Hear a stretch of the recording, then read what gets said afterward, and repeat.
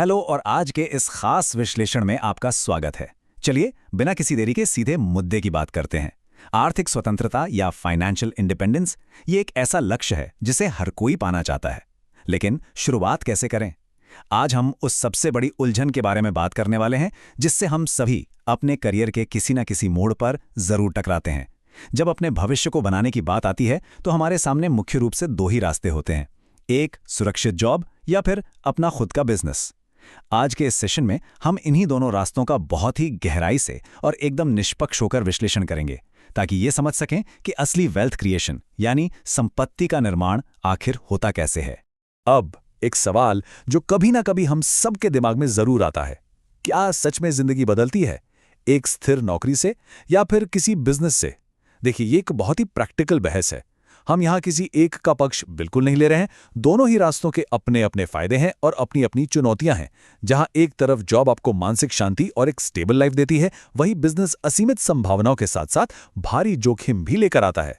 तो चलिए आज हम सिर्फ तथ्यों के आधार पर यह समझने की कोशिश करते हैं कि ये दोनों मॉडल असल में काम कैसे करते हैं। तो आज के सेशन का फ्लो कुछ इस तरह रहेगा। सबसे पहले हम बात करेंगे करियर की सुरक्षा बनाम बिजनेस की आज़ादी पर।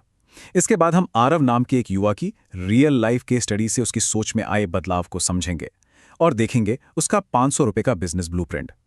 फिर हम बात करेंगे कि मार्केट के कंपटीशन और असफलता से कैसे निपटा जाए, और अंत में डिकोड करेंगे एक असली करोड़पति माइंडसेट को। तो चलिए अपने पहले भाग से इस चर्चा की शुरुआत करते हैं, करियर की सुरक्षा बनाम बिजनेस की आजादी। अगर हम नौकरी और बिजनेस के बीच एक साफ और निष्पक्ष तुलना करें तो तस्वीर कुछ ऐसी दिखती है। जॉब में एक तरह की निश्चितता है। आपको पता है कि महीने के अंत में एक फिक्स सैलरी आपके अकाउंट में आ जाएगी, इसलिए रिस्क काफी कम होता है।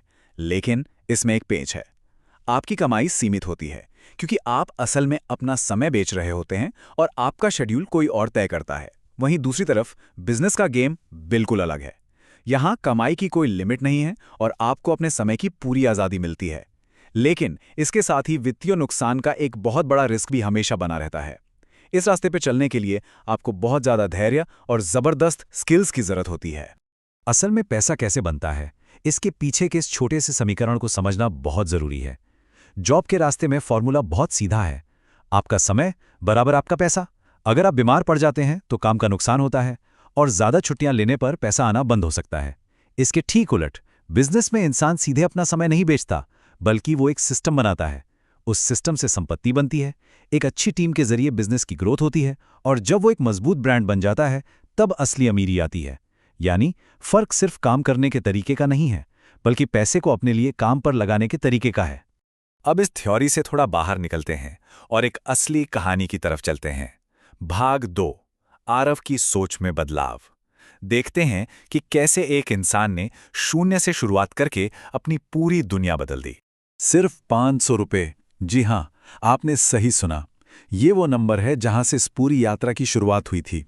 आरव एक बहुत ही छोटे से गांव से आता था, जहां अक्सर लोगों को बुनियादी जरूरतों के लिए भी संघर्ष करना पड़ता था। हमारे समाज में अक्सर एक ताना सुनने को मिलता है ना कि गरीब पैदा हुए हो तो गरीब ही मरोगे। लेकिन आरव ने इस बात को मानने से साफ इनकार कर दिया। उसकी शुरुआत महज इन 500 रुपयों से हुई थी, और ये बात एक बहुत बड़ा सबूत है कि कुछ बड़ा शुरू करने के लिए आपको हमेशा लाखों करोड़ों के फंड की जरूरत नहीं होती, बल्कि एक पक्के इरादे की जरूरत होती है। गरीबी पैसा ना होने से नहीं आती, गलत सोच से आती है। सच कहूं तो ये सिर्फ एक लाइन नहीं है, ये एक बहुत ही कड़वा सच है। जब आर्यव अपनी 12वीं की पढ़ाई पूरी करने के बाद शहर आया तो उसे शुरुआत में 6,000 से 8,000 रुपए की नौकरी के ऑप्शंस मिले। लेकिन वहां उसने एक बहुत अजीब चीज नोटिस की। उसने देखा कि असल मेहनत तो कर्मचारी कर रहे हैं, दिन रात पसीना बहा रहे हैं, लेकिन जो कंपनी का मालिक है वो करोड़ों कमा रहा है। और यहीं से उसे अपनी जिंदगी का पहला बड़ा सबक मिला। अगर कोई इंसान जिंदगी भर सिर्फ अपना समय बेचेगा तो वो हमेशा गरीब ही रहेगा। बस इसी एक सोच ने उसे नौकरी के बजाय खुद का एक सिस्टम बनाने के लिए प्रेरित कर दिया। और यहीं से शुरुआत होती है हमारे तीसरे भाग की, 500 रुपए का बिजनेस ब्लूप्रिंट। आइए देखते हैं कि कैसे एक बहुत ही छोटी सी पूंजी को एक सफल और बड़े सिस्टम में बदला गया। देखिए, बिजनेस में शुरुआती कदम कभी भी हवा में तीर चलाने जैसे नहीं होने चाहिए। आरव ने पहले 3 महीने सिर्फ ये ऑब्जर्व करने में बिताए कि लोग आखिर अपना पैसा खर्च कहाँ करते हैं। उसे समझ आ गया था कि बिजनेस आपके अपने शौक से नहीं बल्कि लोगों की ज़रूरतों और उनकी समस्याओं से शुरू होता है। फिर उसने मार्केट से 70 रुपये प्रति पीस के हिसाब से 20 मोबाइल कवर खरीदे, लेकिन उसने उन्हें एक साधारण कवर की तरह बिल्कुल नहीं बेचा। उसने उसके साथ एक वीआईपी फीलिंग और एक स्टाइलिश लुक जोड़ा और उसे ऑनलाइन 249 रुपये में बेचा, क्योंकि असल में लोग सिर्फ एक प्रोडक्ट नहीं खरीदते, वो उसके साथ जुड़ी हुई एक फीलिंग खरीदते हैं। अब यहाँ एक बहुत ही जबरदस्त 200% आईक्यू स्ट्रैटेजी काम आती है। आरव ने एक बहुत बेसिक बात समझ ली थी कि एक खुश कस्टमर आपके पास 10 और कस्टमर्स को लेकर आता है। इसलिए उसने अपने हर एक ग्राहक के साथ ऐसा बर्ताव किया जैसे वो सामने वाला कोई करोड़पति हो। उसने छोटे छोटे फ्री गिफ्ट्स दिए, उन्हें पूरा सम्मान दिया, उनके मैसेजेस का तुरंत रिप्लाई किया और बहुत ही पोलाइट तरीके से बात की। इस स्ट्रैटेजी ने एक बात साबित कर दी कि महंगे और बड़े विज्ञापनों से कहीं ज्यादा ताकत एक अच्छे कस्टमर एक्सपीरियंस में होती है। नतीजा ये हुआ कि लोग खुद ही उसके ब्रांड को प्रमोट करने लगे। आरव ये बात बहुत अच्छे से जानता था कि आज के समय में भविष्य पूरी तरह से ऑनलाइन है। उसने सोशल मीडिया पर कोई झूठे वादे नहीं किए, इसके बजाय उसने रियल कस्टमर रिव्यूज और लोगों से जुड़ने वाले इमोशनल कंटेंट के जरिए एक सच्चा विश्वास बनाया। उसकी ये ग्रोथ आप साफ देख सकते हैं। पहले महीने में सिर्फ 100 फॉलोअर्स, छठे महीने तक 1000 फॉलोअर्स और 1 साल के अंदर अंदर बिना किसी पेड ऐड के ऑर्गेनिक सेल्स के जरिए पूरे 1 लाख फॉलोअर्स। यहाँ एक बहुत बड़ा नियम काम करता है। आज के डिजिटल युग में लोगों का अटेंशन या उनका ध्यान खींचना ही नई करेंसी है। जिसका लोगों के ध्यान पर कंट्रोल है, उसी का भविष्य सिक्योर्ड है। लेकिन क्या यह सफर इतना आसान था? बिल्कुल नहीं। आगे बढ़ते हैं भाग 4 की तरफ, प्रतिस्पर्धा और असफलता से निपटना। क्योंकि ये वो कड़वी सच्चाइयां हैं जिनका सामना हर एक एंटरप्रेन्योर को करना ही पड़ता है। जब आपका बिजनेस अच्छा चलने लगता है तो जाहिर सी बात है कंपटीशन भी बढ़ता है। कॉम्पिटिटर्स ने मार्केट में कीमतें कम करना शुरू कर दिया। लेकिन यहां पैनिक करने के बजाय आरव ने अपनी स्ट्रैटेजी बदल दी। सस्ता बेचने की उस अंधी रेस में शामिल होने के बजाय उसने ब्रांडिंग पर फोकस किया। उसने अपनी पैकेजिंग को इतना प्रीमियम बना दिया कि वो एक साधारण प्रोडक्ट भी खास लगने लगा। और सबसे अहम काम जो उसने किया वो था स्टोरी सेलिंग, यानी अपने हर प्रोडक्ट के साथ एक कहानी जोड़ना। अब लोग सिर्फ एक मोबाइल कवर नहीं खरीद रहे थे, वे आरव के ब्रांड पर भरोसा कर रहे थे। और सच मानिए, बिजनेस में असली खेल वहीं से शुरू होता है जब लोग आपके नाम पर भरोसा करने लगते हैं। और फिर बिजनेस में वो दौर भी आया जिसका रिस्क हमेशा बना रहता है, एक बहुत ही भयानक दौर। एक दिन अचानक उसका 3 लाख रुपए का माल फंस गया और उसे भारी नुकसान उठाना पड़ा। ये वो समय होता है जो इंसान को अंदर तक तोड़ देता है। ऐसे मुश्किल वक्त में जिन दोस्तों को साथ होना चाहिए था वो सब गायब हो गए और रिश्तेदारों ने ताने मारने और मजाक उड़ाने में कोई कसर नहीं छोड़ी। ज्यादातर लोग इस पॉइंट पर आकर हार मान लेते हैं। ये सिर्फ एक फाइनेंशियल झटका नहीं था, ये मेंटली भी बहुत ज्यादा थका देने वाला पल था। लेकिन इस झटके के बाद उसने हार नहीं मानी। उसने अपनी डायरी में लिखा, हारना बिजनेस का हिस्सा है, लेकिन रुक जाना ही असली हार है। इस बड़ी असफलता से उसने 3 बहुत ही प्रैक्टिकल और लाइफ चेंजिंग नियम सीखे। पहला, कभी भी किसी भी चीज में बिना पूरी रिसर्च के अपना पैसा इन्वेस्ट मत करो। दूसरा, बिजनेस के फैसले कभी भी इमोशंस में आकर नहीं लेने चाहिए, बल्कि हमेशा ठोस डेटा के आधार पर लेने चाहिए।